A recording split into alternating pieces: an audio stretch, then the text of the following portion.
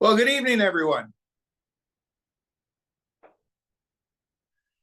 I'm assuming folks can hear. If you see my lips moving and you can't hear, wave or yell or do something. Otherwise, we'll get going. Well, listen, this is kind of interesting and exciting for me to have the opportunity to be able to spend a little bit of time and take questions. And I'll tell you what the genesis of this was. In part, there are some all candidates meetings taking place, but the opportunity for direct engagement, even there between candidates and members of the public, has over the years gotten even more limited. Sometimes you have to submit questions. You don't get to go to the microphone directly anymore. And of course, as we've discovered, one of the candidates in particular doesn't even want to participate in that exercise, which is very, very disappointing. We can talk about that a little bit more if you'd like. I'm not here to make lengthy speeches. I think most of you know how I have found myself to be both a candidate, now an independent candidate. And if you want more information about how the Conservative nomination unfolded, I'm happy to share with you everything we know. But the purpose here is not for me to monopolize the evening. It's to give all of you an opportunity to pose some questions and share some thoughts. So it's kind of with that in mind that we're gonna open it up. I think there's a mechanism by which you can. I've got right opposite me is campaign manager Marty, and he's there he is, and he's, to the extent that you're able to send it, you can send in some prompts to him that you've got a question. By all means, do so. And Marty, have we got anything on the board yet? We had Haley Upton had a question about which candidate you were referring to when you mentioned in your comments there. I could maybe unmute Haley. Let me just try to do so. Haley, did you want to ask your question directly to Mike? Let's see if she's unmuted here. Sorry, it's actually a different person. I was actually borrowing my friend's Zoom account. You don't sound like a Haley. Yeah, it's just my friend's Zoom account. She couldn't make it. We were supposed to be together. Okay. Did you have a question for Mike? Yeah, my question was, which candidate are we talking about? Well, the Sukhman Singh Gill is the official candidate for the Conservative Party, and there's a bit of a history there about how that came to pass, which I can certainly talk about if you like. But can you talk about it? What's that? Can you talk about it? Yeah, well, happy to do so. So 2.5 years ago, I had a conversation with Pierre Poilievre. He was seeking the nomination of the Conservative Party, and I liked some things that he was saying, particularly about fiscal management, about government living within its means, about balancing the budget. I was the finance minister in BC for 5 years, and every one of my budgets was balanced. And so we ended up being in contact, and I was asked to endorse him for the leadership. I hadn't been a member of a federal political party for 40 years because I was a provincial MLA in a party that was a coalition of federal Conservatives and federal Liberals. So I kind of stayed out of the federal field. And but I decided to join the Conservative Party of Canada and offer an endorsement. They were very happy to receive that. I was the only MLA, longest serving MLA in BC. I endorsed Pierre Poilievre. He became the leader, and at the time he said, "Look, you should think about running for us." And I said, well, maybe one day I'll think about it. And then about a year later, MP Ed Fast announced his intention to resign, and my phone started ringing. I went out to Ottawa to talk to the Conservative Party. How do you feel about this? Is that something you guys would be comfortable with. I think there's a pretty close alignment on most policies, and they said, yes, we think you'd be a good fit in Abbotsford. So we put a team together and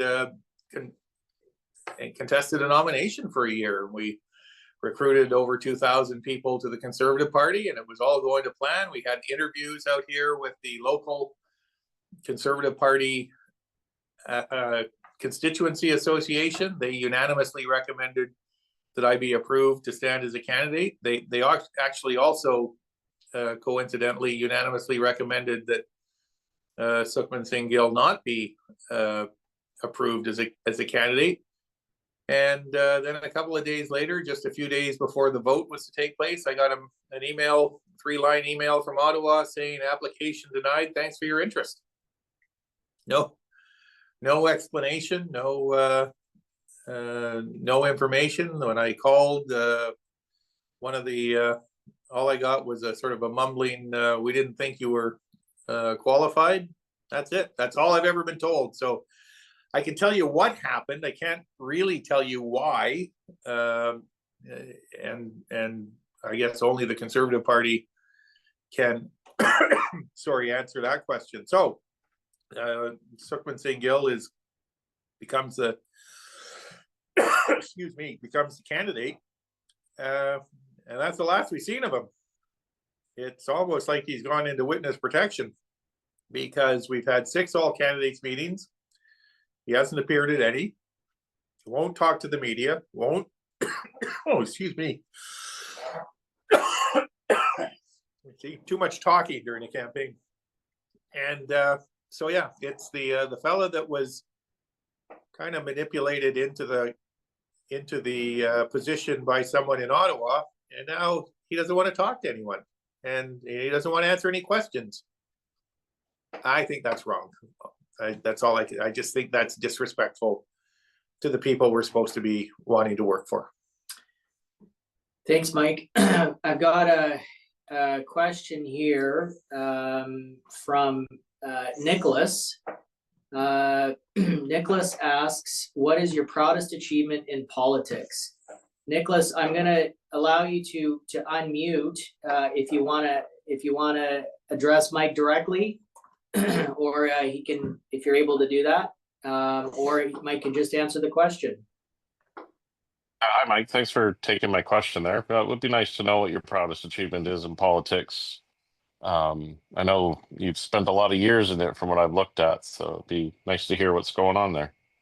So I'll give you 2 answers, because when you've been in cabinet for as long as I have, there are achievements that are sort of, in this case, provincial in nature, and then local achievements.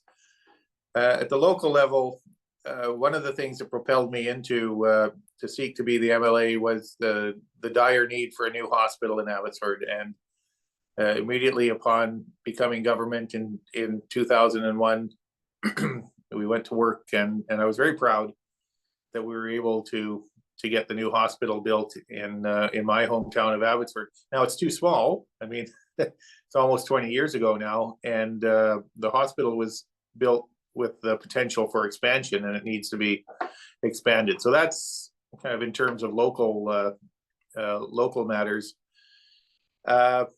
Provincially, this may surprise you. My proudest achievement actually revealed itself after we were no longer in government.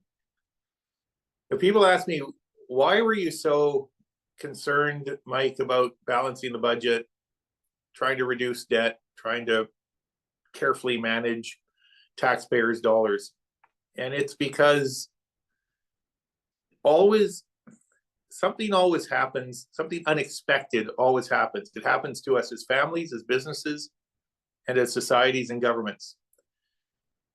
And when COVID hit, and particularly in that first 6-month period when we were all scared. We didn't know what was going to happen. And it was appropriate for the government to step in and provide assistance when the economy shut down. Because of the steps we took, the government that I was a part of, and I was the finance minister, to pay down debt, to ensure we were in the strongest position of any jurisdiction in North America, the government of the day, which wasn't us anymore, was in a position, a strong position, to offer support and assistance. That is no longer the case. We now have the challenges posed by our largest trading partner in the US, who has decided we're not a partner any longer, and has decided to impose tariffs on. I didn't expect that. I don't know that anyone expected that, but we are much weakened now. We are much weaker today than we were 7 or 8 years ago. So the fact that I left the province in a stronger position than I found it in, and that enabled the government of the day, which was not me, to help people when they needed help, is something I'm very proud of. Thanks, Mike. We have another really good question. This is from Keith Richmond. Keith, I'm going to read this question out, and I'll give you the opportunity to speak as well. I think I've just, there you go. I'll read your comment here. So Mike, this is your internal poll suggested you are tied with the Conservatives in the riding, but 338 Canada had the CPC and Liberals tied with your support around 15%. I prefer to vote for you, but worry about splitting the vote, similar to how the BC Reform Party did the 1996 provincial election, giving the win to the NDP, which you rightly pointed out at the time. Sorry, I lost it here. I worry about a similar view split because of your candidacy. How would you address that? Right. I think it is an excellent question because, Keith, I think you know where I believe my political alignments are, and where because I think the interests of the country, notwithstanding what's happened to me, are best served by the policies of a Conservative government. 338 is not a polling. They haven't polled. These are projections that have nothing to do with sampling within the constituency. We've employed professional firms to poll specifically within the constituency, and we update those regularly. And we're going to have an update for you, I think the day after tomorrow. They're just finishing off. I can tell you that, and I don't want to disclose prematurely, but the gap between us and Mr. Gill has widened in our favor. This is a two-person race. Liberal Party candidate, someone I know, I've known him for a long time, nice enough guy. The Liberal Party is going to get candidate here is going to get 25% of the vote. It's a question of whether the people of Abbotsford South Langley want Mr. Gill, who refuses to engage with them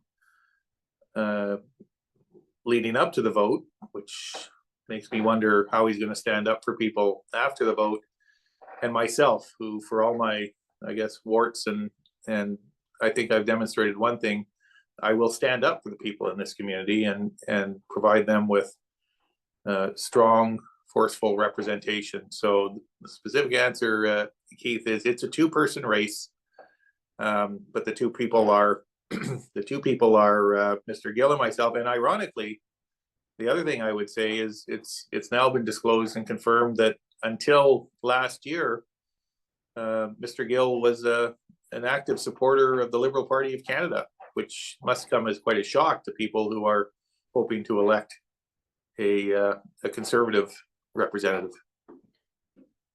Keith, I wanted to give you the opportunity to respond.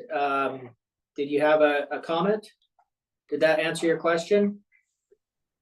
Yeah, that was a satisfactory answer. Thank you, Mike. And I will just add, I worked for Grace McCarthy in 1994, and it took me about 10 years to get over the fact that you defeated her.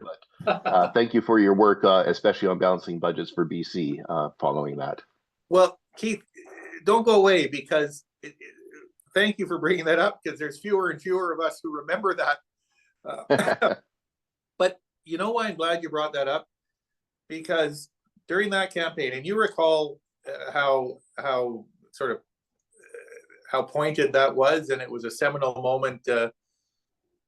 But I debated Grace McCarthy 6 times, and she beat me 6 times in those debates. She was brilliant. She had a smile on her face. She knew how to engage with the audience. She was incredibly capable, and I learned a lot. And the only thing I will say in my defense is I got into the ring with her.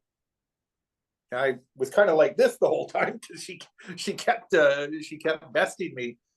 But I think that's part of the exercise. You have to get into the ring, and you have to be prepared to discuss and debate and answer questions from the public. And unfortunately, Mr. Gill doesn't seem to think that's part of the exercise. Perfect. So All good. Thanks, Mike. Thanks, Keith. thanks, Keith. So we're getting lots of questions now, Mike. Beautiful. So here's one from Eric. Says, hi, Marty, thanks for hosting. I posted this question to the subreddit, but I'll repeat it here. I would love to hear Mike's take. Housing is the most important domestic issue for many. For those who already own their homes, any policy which decreases their home's value will be deeply unpopular and may even affect their retirement plans.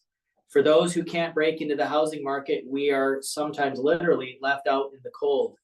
We desperately need homes available at prices that working people can afford. How do you think about this tension within your constituency? Well, first of all, you've correctly identified the tension, and many people overlook that.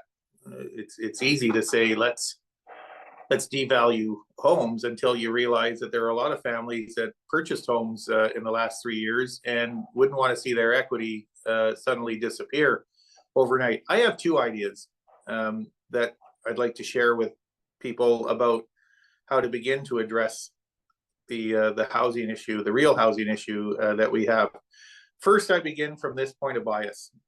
If something isn't available, it's not going to be affordable. So we have to make sure housing is available. How do we do that? I link 2 issues. I tie 2 issues together. I believe the time has come for light rail, commuter rail, to be extended from Langley. SkyTrain's coming out to Langley. Finally, light rail, surface rail, to come out to through Langley into Abbotsford and on to Chilliwack. Now, that's expensive, but part of the cost can be offset by densified housing along that route. Most of it market housing, some of it subsidized housing. For example, students or folks who are disabled, but most of it market housing. Tying the 2 together, I think, makes eminent sense and provides ample opportunity for the construction of significant numbers of new homes. Now, the second thing is, I think we have to be honest with people. For the reasons you've alluded to, I do not think it is honest to say to a 23-year-old that their first home, their entry-level home, is going to be a detached home in Langley or Abbotsford. I mean, they're over $1 million. The entry-level home is probably going to be a condo or a townhouse. Now, what is the biggest impediment to a young person or young family getting into the housing market? One is the availability, but 2, the challenge associated with coming up with a down payment. So let's take the case of a $400,000 condominium. You're going to need between $20,000 and $30,000 in down payment.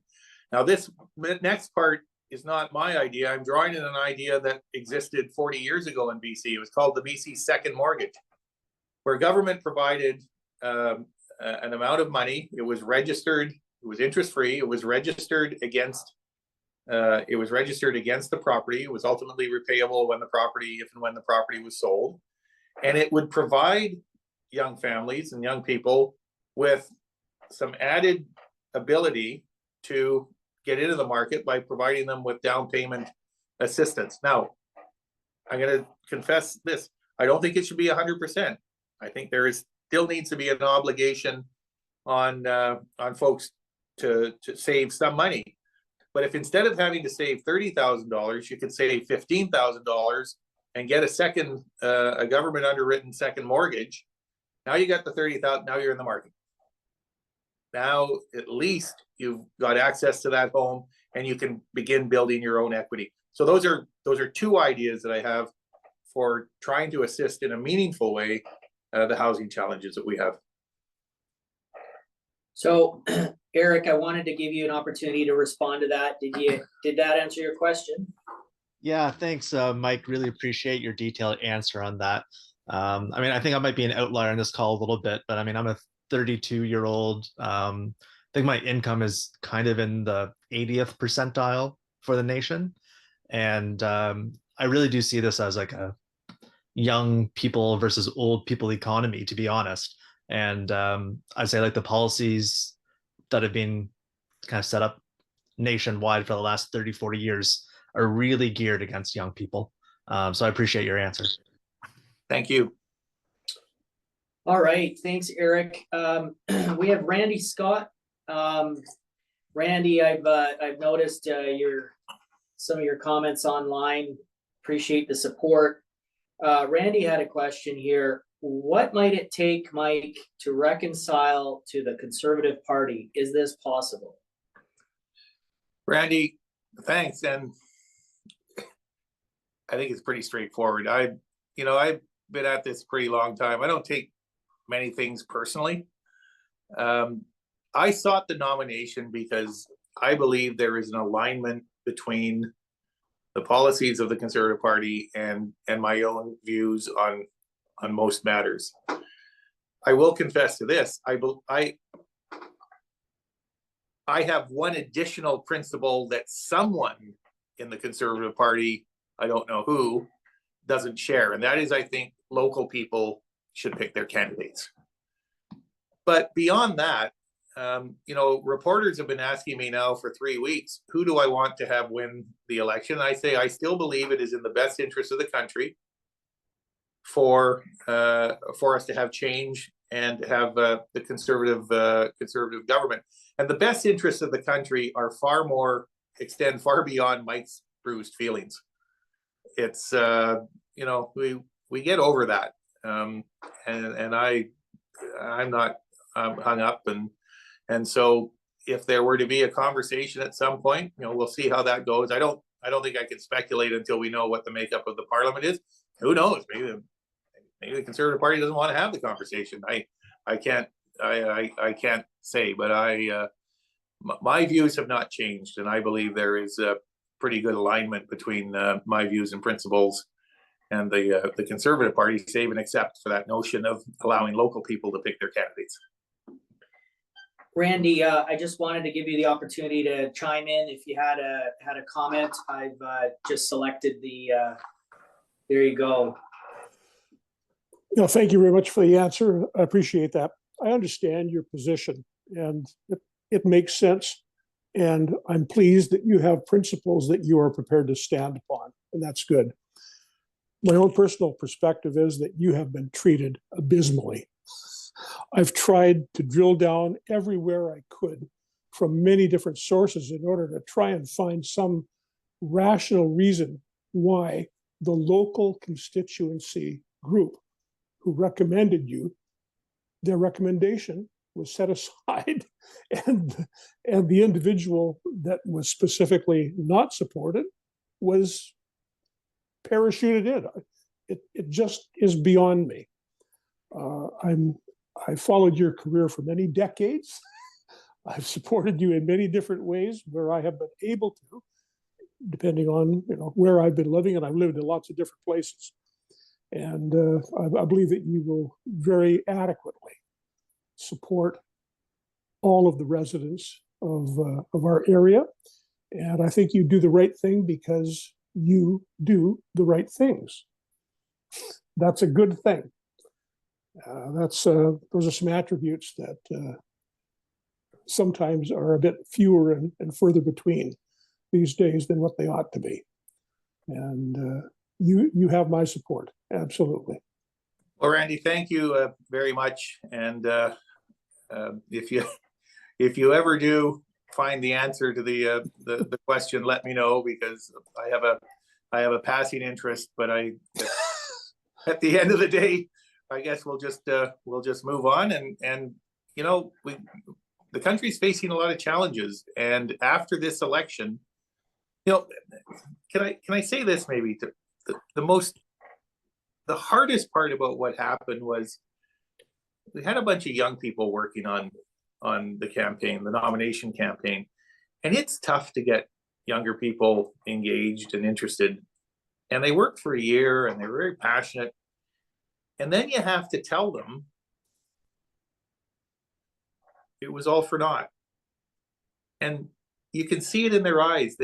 There's this element that goes, yeah, see, I knew it was all BS. Politics is B. And people start to give up on democracy. And I don't want people to give up on democracy. We need, now more than ever in this unpredictable, more dangerous world, we need people to come together and believe in the democratic process and believe in our institutions of democracy, no matter what party they're with or not. So thank you. Thank you very much for those kind words. Thank you. Thanks, Marty. Thanks, Randy. Appreciate that. All right, so we've got a question here. Let's see, one second. Question on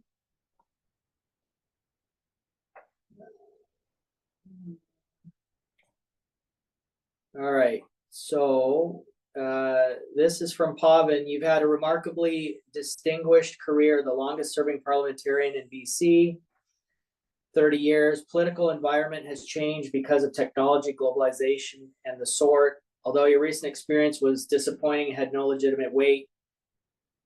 I'm getting so many questions that every time somebody sends a question, it resets here. Okay. You do not need to sacrifice yourself to build a career. So what is it that fuels you to want to travel to Ottawa every other week? You know, the greatest thing about the opportunity I've had to serve people is the people. There's nothing more satisfying. And there was an earlier question about, you know, what are you proudest of? And I talked about a hospital and I talked about macroeconomics and fiscal management. But, you know, when a family comes into your office, your constituency office, and you know they have fallen through the cracks, and you know that they are entitled and require support and entitled to it, but have been ignored, and they're just not equipped. They're just not equipped to follow through and defend their own rights. And you can do it for them. That is an intensely satisfying, gratifying experience. And it's very personal. It's very human. And so that, coupled with my belief that our country is entering a very difficult period. Some of that is being foisted upon us from external sources, and some of it we have created for ourselves. Our present fiscal circumstances are something that we have created for ourselves. And make no mistake about it, folks, if we continue to govern on the basis that the answer to every challenge is simply to borrow more money that our children and grandchildren are going to have to repay, we are going to become weaker, not stronger. So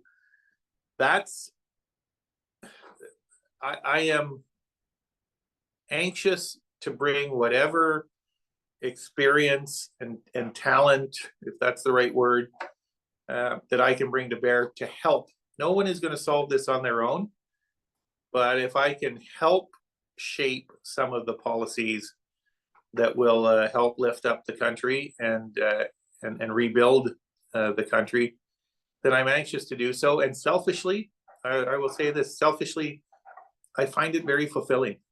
I find the work very, very fulfilling. But I have to earn that right. Thanks for that question. We have another question from Hayden Raywald. Hayden, thanks for your question. And he says, because of the current political climate, it seems unreasonable to expect a balanced budget, at least for a couple of years or so. Tell us if you disagree. What would you support or propose that you think would most effectively build a strong economy with fiscal responsibility?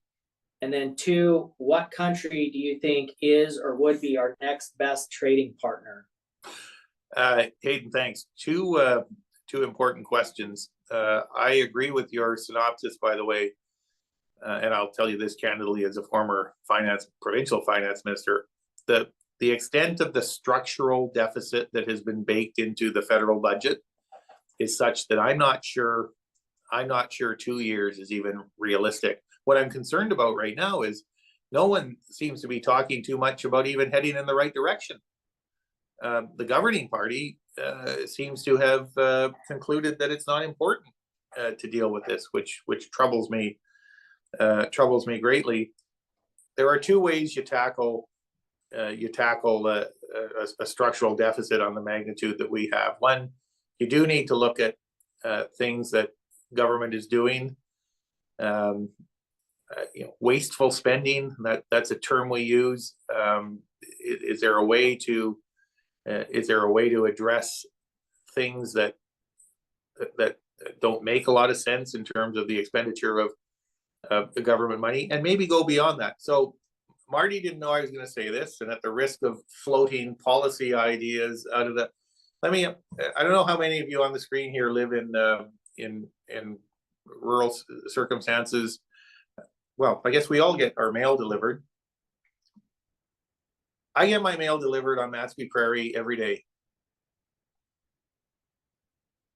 In the age when most of my bills and most of my is coming in online, do I need mail delivery every day? Would I be okay getting the mail every 2 or 3 days? And is that a way we can begin to? Now, I know that doesn't sound good if you're a postal worker, but I think we have to be prepared to examine some of those cost-saving measures. Now, Hayden, the other way you balance the budget, and it is by far the most important dimension to this, you got to grow the economy. And I don't mean grow it at the anemic rate it's been growing at 0.25% or 0.5%. We are a country blessed with all of the resources, all of the talent. We should be growing our economy. We don't have to grow it at 8%. We should be able to grow it at 3.5%. And I'm going to use one example. Some of you may agree with this. Some of you may not. But one of the decisions that was made by the present government, or the previous prime minister, present government, that troubled me greatly, related to the use of our natural resources. When Russia invaded the Ukraine, no one expected Canada to send 3 divisions or 4 squadrons of jet fighters. But when our allies in Europe, Germany, France, Netherlands, when they said in response to that, we are going to boycott Russian energy, natural gas. As a country, as an ally, we had an opportunity to step up and say, we will help make good on that shortfall. And yes, that involves building some infrastructure here to get liquefied natural gas. Our government said no. Not only do I think that was a terrible economic decision, I thought it was an abysmal signal that we are an unreliable ally.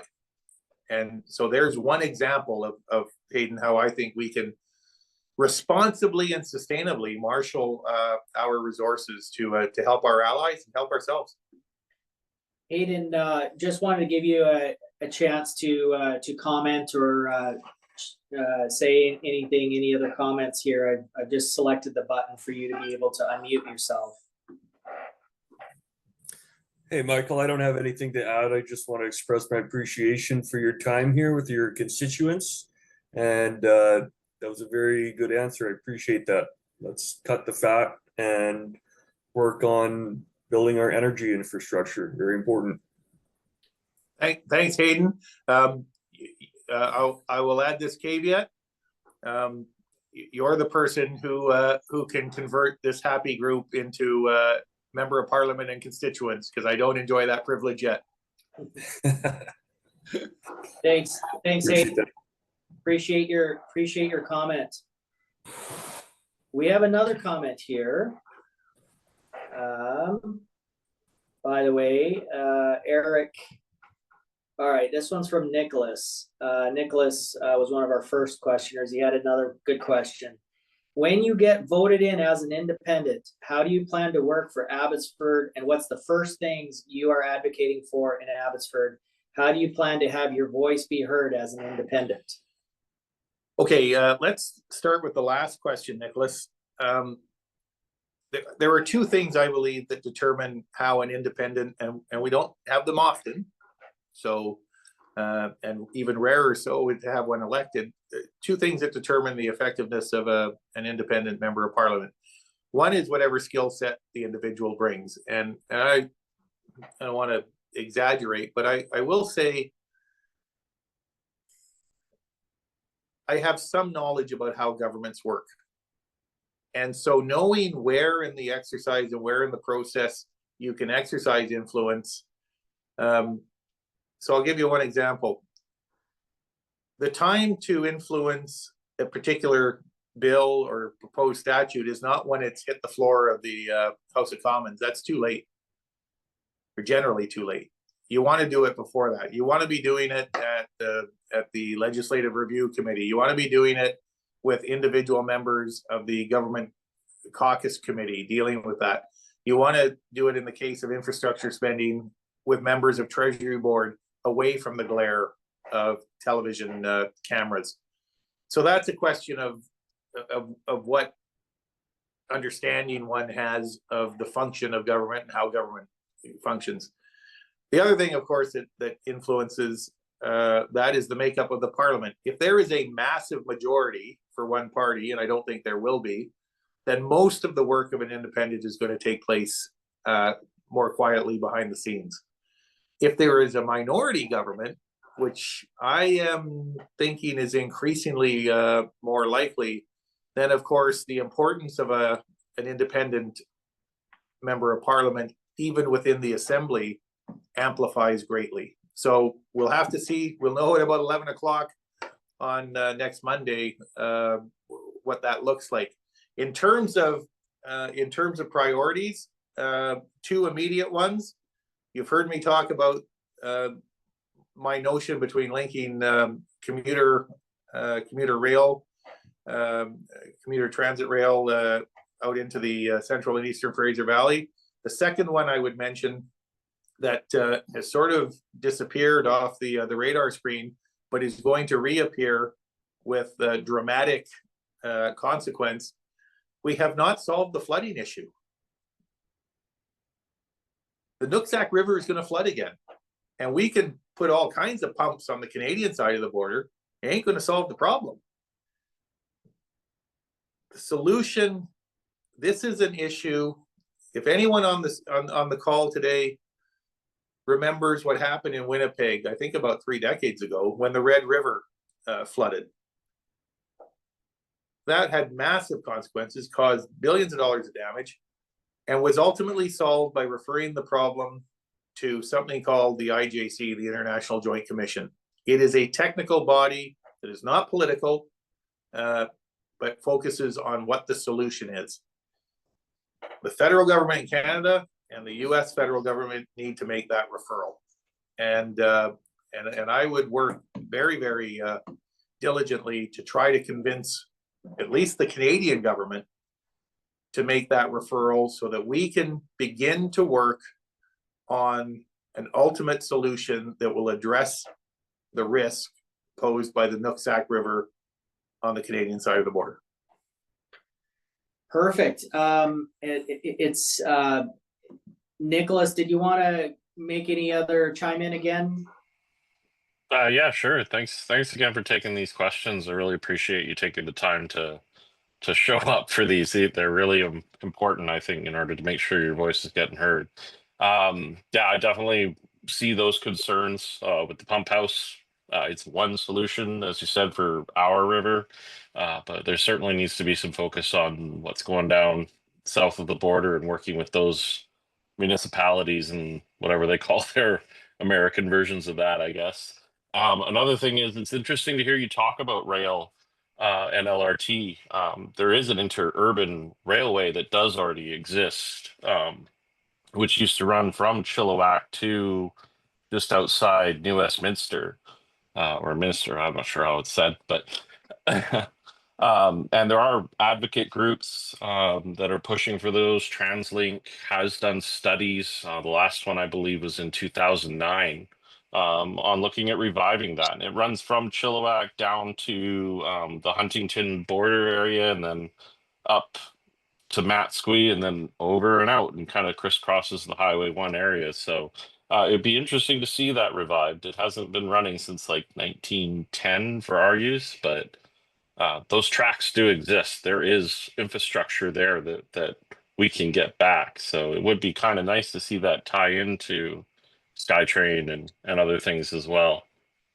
So actually, Nicholas, good for you, because in fact, I've been working very closely with the society that is sponsoring or promoting the revival. The BC Electric line. Yes. Yeah. The electric line actually ran until the early 1950s. Oh, okay. And it was literally the milk run. It brought produce and milk from the farming areas in Chilliwack and Abbotsford and Matsqui into town. Here's the interesting thing, Nicholas. The government continues to hold the passenger rail rights to that corridor. So, yes, they do. So it poses a really viable option. And the only thing I say is, when we talk about this, people get pretty excited. My only caveat is what I said earlier about housing. We need, if we're going to revive that line, and I think there's a very, very good case for doing so, we also have to commit ourselves to building densified housing along, if not the entire route, certainly around the stations. And that's the only thing that the only caveat that I attach. I think Pierre was for that too, making sure there's densification around the SkyTrain ports and things like that. Yeah. So. Thanks, Nicholas. Thanks Thank for you. that insightful question. Here's it. Ali actually had this question, which I believe you answered in the last bit. He said, what steps need to be taken for the Abbotsford to avoid a catastrophic flood like in November 21?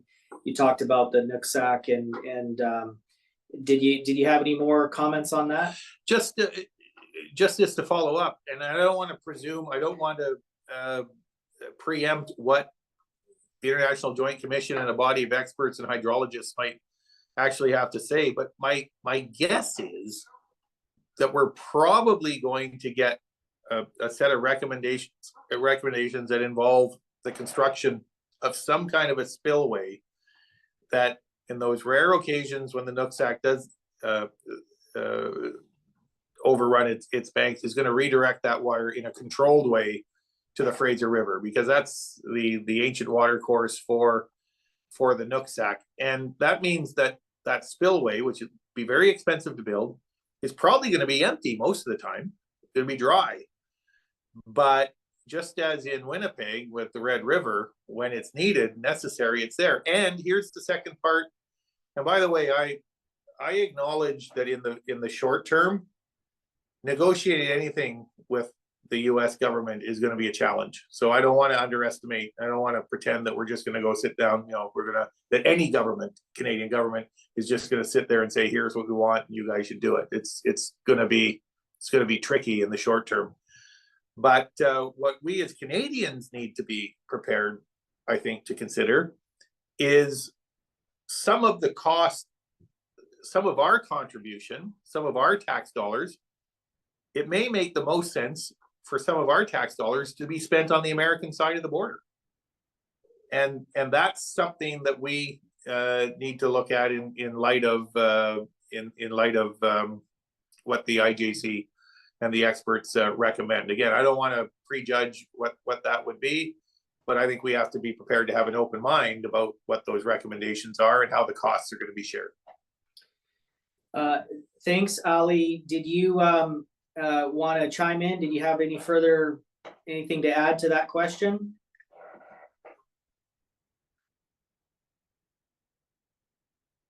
You should be able to unmute yourself if you did. No? Okay. We had another question here from Keith Richmond. In my earlier question, I think you mentioned that you plan to release another internal poll. Can you tell us what date you'll be releasing that info? And just a comment, independent candidates can be very influential. Just look at the record of Chuck Cadman. Keith, you're right, and there are other examples. I worked in Victoria with a lady who was the independent MLA from Delta named Vicky Huntington, who was a very effective legislator, and someone I greatly respected. So yes, done correctly, one should not dismiss the impact. We're hoping to we think we'll have our results of our what will be our final survey before the election in your hands, in the public hands on Thursday. It might even be out as early as tomorrow, I'm advised. Marty says it could even be tomorrow. Keith, any other comments on that? No, all good. Thanks. Okay, thanks, Keith. All right. We had a comment. Eric, I believe I remember reading his comment. He thanked you for your comment. He had the question about house values, and then he appreciated the train idea and densification. Here it is. Hi, Mike. Thank you for your detailed response to my question on housing. I was a little shocked to hear your support of light rail and densification, since it is not something typically supported by conservative candidates or existing homeowners. If you're the successful candidate, I look forward to engaging with you further on this issue. Eric, I recall from your answer that you described yourself as an early 30s fella. Look, we got to get people like you, thoughtful people, engaged and working and helping think through these solutions, because it's going to impact you and your children moving forward. So, just the fact that you're, whatever night it is, I've lost track, I think it's Tuesday night, that you're prepared to sit through an exercise like this. I wish more people would, but I think it's an obligation that we, as those of us who aspire to represent members of our community, we need to create the opportunities. And I'll just say this, I mean, hopefully I've conveyed it in different ways. It's a huge honor. Maybe I'm a bit old fashioned, but the idea of representing a community and people and families in a legislative assembly or a parliament, I think is a profound honor. And it's why I said earlier, I think I'm just tremendously lucky to have had that honor. And I try to remind myself every day that in this relationship, you're the boss. I work, people in positions like we work for you. You are the boss, and these are job hiring exercises that we're going through. And it's why I enjoy submitting myself to the job interview, because I get to engage with thoughtful people who have ideas and highlight the concerns. So again, thanks everyone for doing this tonight. Eric, did you have I see you made another comment, so I thought I would open it up for you to maybe share that comment here, if you want Mike to talk about that. Yeah, well, I don't want to hijack your call, Mike, so I'm mindful of that. But I work in basically I'm a GIS analyst. That's my job. So I work in landscape management, and you might have heard of the LiDAR data collected in the Lower Mainland, and I've been involved in that project. So just going back to your comments on flooding, there's definitely strategies in place, and I would say like building spillways and dikes and dams is like a pretty outdated method of dealing with this. Typically we want to not build infrastructure where waters wants to go. That's kind of number one, and that might mean some tough decisions going forward. But like I said, I don't want to take over your call. I appreciate you making yourself available here, and I know I've talked enough. Thanks, Eric. Thanks, Eric. We've got Ben Lawton had a question here.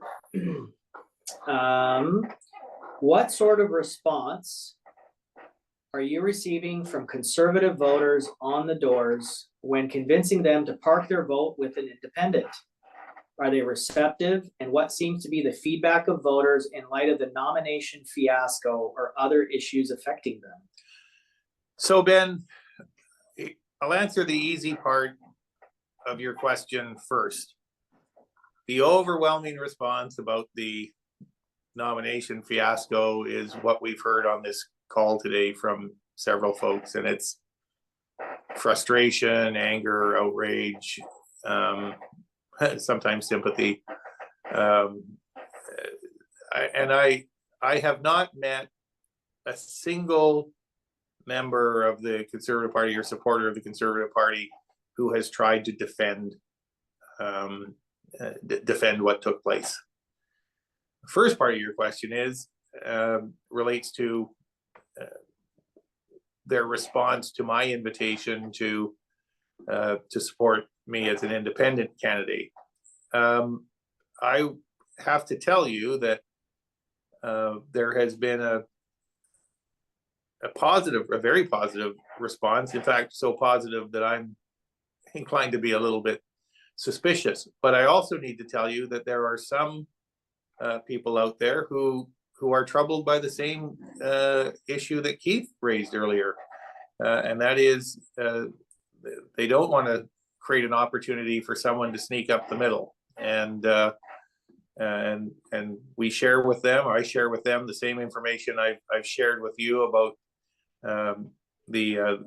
how unlikely that is to happen. That the Liberal support in the riding is at a level that makes that impossible to happen. You can't win the riding with 25 or 26% of the vote. So for many people, that provides them with a level of comfort, and they proceed on that basis. But look, I'm asking people to do something that I've never done myself. I've never voted for an independent candidate. I didn't expect to be an independent candidate.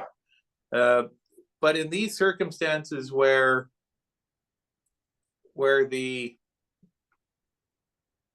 official Conservative candidate, the fellow that was sort of manipulated into the position, is so woefully inexperienced and so unwilling to engage in the electoral process, the democratic process.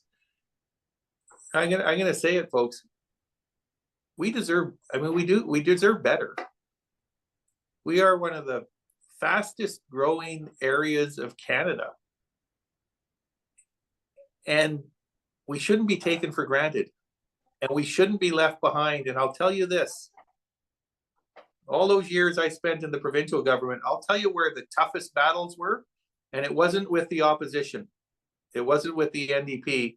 It was within the caucus, within the cabinet, and within the Treasury Board, fighting for resources. And I'm going to tell you this, the member of parliament in a government from St. John, Newfoundland wants a new bridge. The member of parliament from Erie, St. whatever in Ontario wants a new highway. The member of parliament from Saskatoon wants guarantees for the wheat farmers. And the government doesn't have much money. The competition is going to be intense, whoever the government is. And we better have someone there that knows how to engage in that debate in an effective manner. That's all I'll say about that.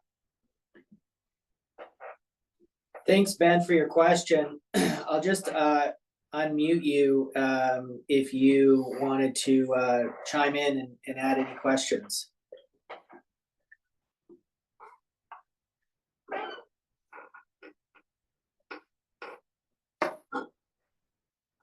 Go ahead, Ben. We can't hear you. Okay, well, folks, we're just about at 9 o'clock here, and Can you hear me now? oh yeah, there you go. Go ahead. Oh yeah, sorry. No, thanks for that, Mike. You might remember me. Well, you don't obviously because you can't see me, but we met in 2021. I was Ellis Ross's staffer during his leadership race. So we met at the I think it was a white spot over in Mission on the north side of the water there. I remember.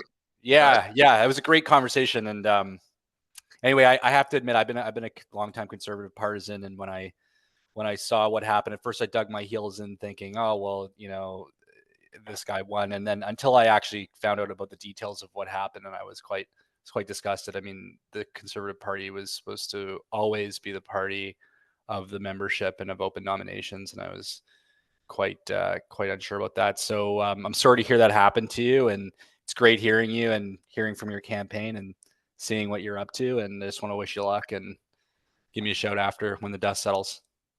Thanks, Ben. Yeah, you bet, man. Okay. Thanks for doing this. All right, everybody. Thank you so much. I want to be respectful of your time. We're right around 9 o'clock. We're going to be doing this again on Friday, I believe at 7 p.m. You're welcome to join on if you have any more questions. Tell your friends, tell your neighbors. If you believe that Mike DeYoung has the what it takes to represent us, we encourage you to visit our website, mikedeyoung.ca. Come on down to our campaign office. Make sure you get out and vote. It's very important. Mike, any closing words? Just thank you. I mean, this whole remarkable exercise, for just so you know, has rekindled my faith in democracy, because I see how much people care and how much they are prepared to get involved. And you know, there's no guarantee in any kind of an electoral contest, and there isn't one here. But thank you for caring enough to spend part of your evening, when you've got all kinds of other demands on your time, to engage in what I thought was a really good conversation and discussion about the path forward for our country. So thanks all. Have a great evening, and hope to see you again soon. Bye, everyone. Thank you.